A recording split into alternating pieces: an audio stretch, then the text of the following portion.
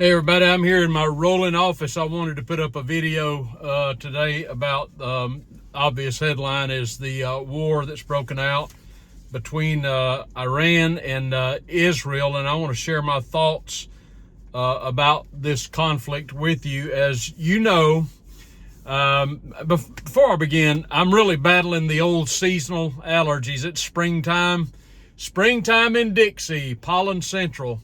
So bear with me. And if you remember Marina, she's really having some real issues with blood pressure right now, and just a sorted allotment of ailments. If you could remember her in your thoughts and prayers, I would really appreciate that. All right, let me get on to this. The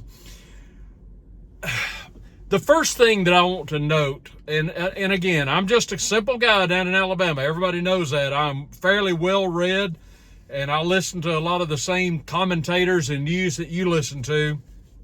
But I want to give you my observations on what's happening between Iran and Israel. The first thing I want to note is simply this. This is a fact that simply cannot be ignored. And that fact is that Israel politically pretty much owns the United States. And if you don't believe that, if you need proof of that, I want you to look across the board at almost each and every one of our federal politicians, be they senators, congresspeople, regardless of party, they are all on board with Israel. And it makes you wonder, doesn't it?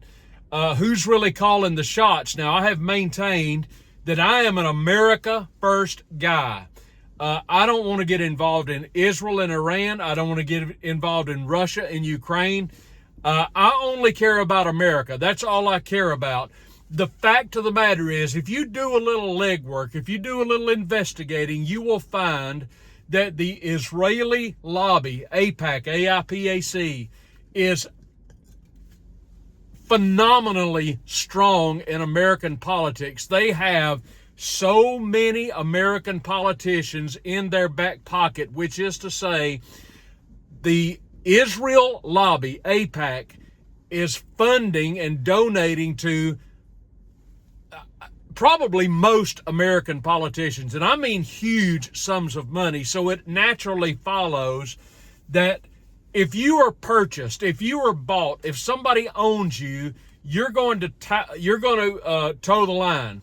You're going to say what they want you to say. You're going to vote however they want you to vote and do whatever they want you to do, regardless of party. AIPAC has donated huge sums of money to Democrats and Republicans. That's why you hear the same sort of pro-Israeli, anti-Iranian rhetoric coming from people as seemingly diverse as Mike Johnson on one hand and Sheila Jackson Lee on the other hand. They're all saying the same thing when it comes to Israel. Why is it, folks, that Israel has such a hold on the thinking of so many Americans, and they own so many American politicians? That part is not hard to figure out. It's because of money. This is the thing I appreciated so much about former Congressman Ron Paul, who refused to see lobbyists. He would not even entertain them. By and large, every American politician, with rare exception, will not only see lobbyists, they'll take money from them, and that certainly is true for AIPAC. They are in Israel's pocket. Why is this? Why is nobody in Iran's pocket, for example? I mean, what's the difference, really? You do realize by this point, I surely hope, that Israel is a Zionist cesspool.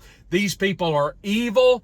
They are AntiChrist, if you're a Christian and you care about that.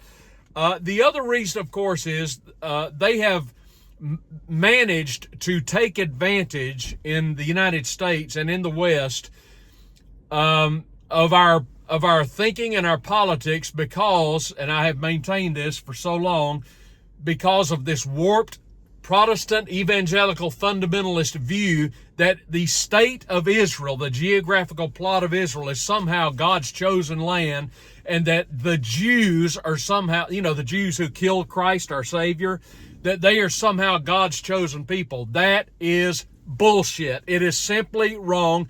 Christianity has never, ever taught such a thing. It only came to prominence in the late 1800s with people like C.I. Scofield and Darby and Mary McDonald and people like that who began to propagate this idea that the Jews are God's chosen people. The church had never taught that, folks, in almost 2,000 years. If there's a chosen people, it's Christians, not the Jews. And this geographical plot of dirt that many call Israel now, historically before 1948, was always called Palestine. The Palestinians were the lineage of Christ, for heaven's sakes. That's where he came from. Those are his people.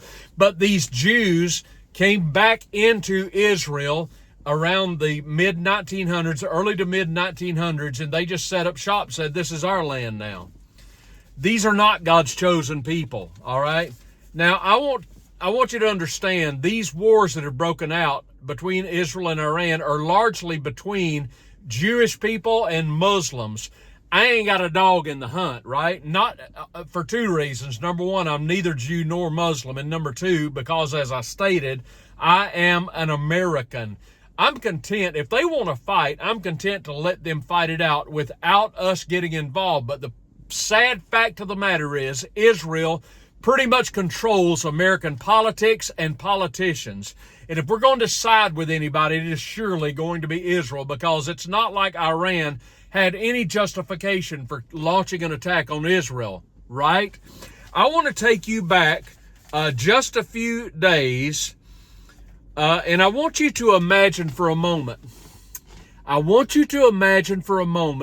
That we have a brigadier general in the United States military, and let's just say he was working at a consulate in another nation. Let's say, just for argument's sake, let's say it's in Mexico. And one day, the Mexican military decides to blow up the American consulate in Mexico City and kill our brigadier general and several other Americans in the consulate while leveling the consulate. Do you think we would be justified in responding to that militarily? This is exactly what happened in Syria just a few weeks ago, as Israel, the godless nation state of Israel, bombed the Iranian consulate in Syria, in Damascus, and they killed Brigadier General Mohammad Reza Zohedi and 6 other Iranians. There was a missile strike on this Iranian consulate in Syria, and General Zohedi was providing support for the pro-Christian government of Syria. That is President Bashar al-Assad, who is not a Christian, but he has always been kind toward Christians in Syria. He has always provided protection and cover. You will remember that it was previous American administrations and the current American administration that has done their dead level best to remove yet another sovereign leader from a sovereign nation. That would be President Assad. They failed in doing so in Syria, in large part because Russia drew a line and said, you're not going any further. This stops right here and right now. Assad is their duly chosen leader for Syria, and you're not going to remove him. And our efforts in Syria, thank God, failed because, as I said, if you are a Christian, you should care about this, that President Assad, while a Muslim, was generous to the Christians in Syria, and he provides protection for them and cover for them from their enemies, which are namely the American government, quite frankly, who has historically been at war with Christians. They dropped bombs on Christians in Serbia on Easter Sunday. They were trying to displace Christians in Syria, and it was President Assad who said, no, I'm not going anywhere, and you're not going to do any harm, America, to the Christians in Syria, with help, of course, from Russia. Thank God. Russia is largely, of course, as you know, if you're keeping up, they are largely a Christian nation with a Christian president, and thank God for them. Now, to further my point on Israel, I don't know if you know this or not, particularly if you're watching me from America or Western Europe. If you don't know this, you should know this. But the state of Israel and the Jews who run it are not kind to Christians. Let's just assume for a moment that I'm talking to you and you are a Christian. You may be atheist, you may be agnostic, you may be Jew, Muslim, whatever. But I want you to understand, folks, what so many, particularly evangelicals, do not understand in America, and it is that the Jewish state of Israel despises Christians, the chosen people of God, the chosen Jews, favored of God, chosen to reclaim the land in 1948. Well, it's got to be true. John Hagee says so. Schofield told us that, and it's all a lie. You need to understand that the Jews in Israel despise, by and large, the Christians that are in Israel. They spit on them. They are unkind to them. They torment them. They persecute them. And if you don't believe what I'm saying, I would commend to you a very recent video that was done by Tucker Carlson, who had a cleric on his show who confirmed everything that I am saying. I know personally of clerics, of clergy, of ministers of Christianity who have gone to Israel only to face a backlash from the Jews. They've been spit upon. They can't get access to the holy places there in Israel. That's what these so-called chosen people of God do to actual Christians. That's how they feel about you in Israel. And if you don't believe, if you're still buying into this nonsense that Israel is God's chosen land and you're flying the Israeli flag, you need to understand this is an AntiChrist nation, and you are going to bed with people who hate Christ and hate Christians, and you need to wise up and understand what's going on once and for all. Now, go watch that video with Tucker, and it will enlighten you if I haven't done a good enough job enlightening you. Now, what do I think is going to happen with Israel and Iran?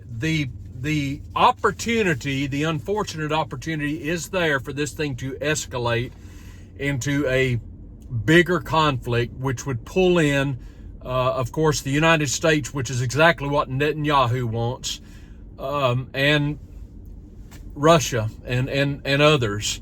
I don't believe that is what is going to happen. I believe that Iran is not to be toyed with, and I believe that what they could do.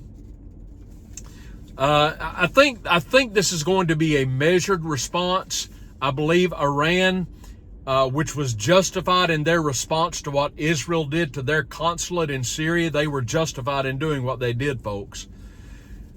I believe that they could just respond and that be the end for it, sort of a tit-for-tat sort of situation.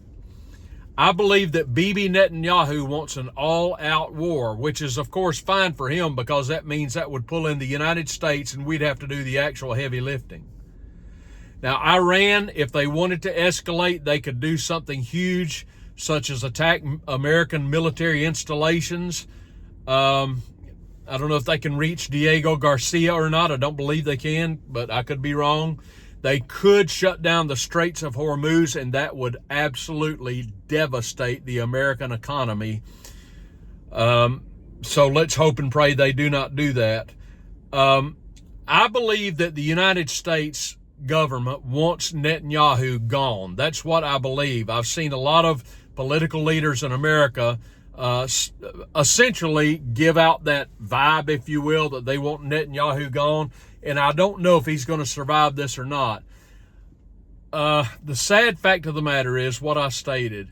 When you talk about a conflict between Israel and Iran, you are basically talking about a conflict between the United States and Iran, because typically we do all the heavy lifting for Israel because they own our politicians. AIPAC owns our politicians.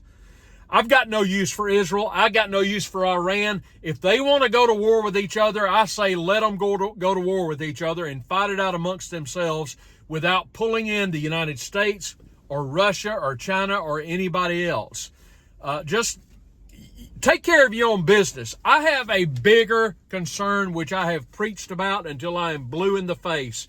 And I am so afraid that in times like this, we absolutely have this tendency to take the eye off of the ball, the American ball, which is the American border.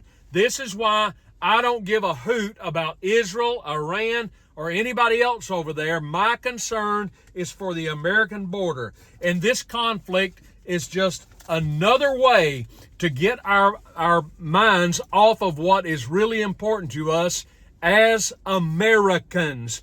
Our priority should be our border, not the Israeli border, not the Iranian border, not the Ukrainian border, not anybody else's border, but our border. Unfortunately, we've had our attention diverted once again because Israel is so special, and we've just got to defend Israel because, oh, they're God's chosen people and it's God's chosen land. Bullshit! It's wrong. It is not right. And don't come at me with this idea that Christianity embraces this ridiculous notion that Israel and the Jews are God's chosen people. It has never been taught in Christianity, ever. And I could go on this for an hour or two. It's only been taught in evangelical fundamentalism by bad theologians who don't know what the hell they're talking about. If you are an American, your priority needs to be focused on your border, not Israel's border, not Iran's border, not anybody else's, but our border. Sorry, I got a little wound up. But those are my thoughts. I wanted to pass them along to you this morning. Give me your comments down below. I would appreciate it very much. Give me a thumbs up on the video if you would be so brave to do so, and like this, and subscribe to the old Triple T channel if you would. That would be fantastic. Thanks for watching. I'll see you soon.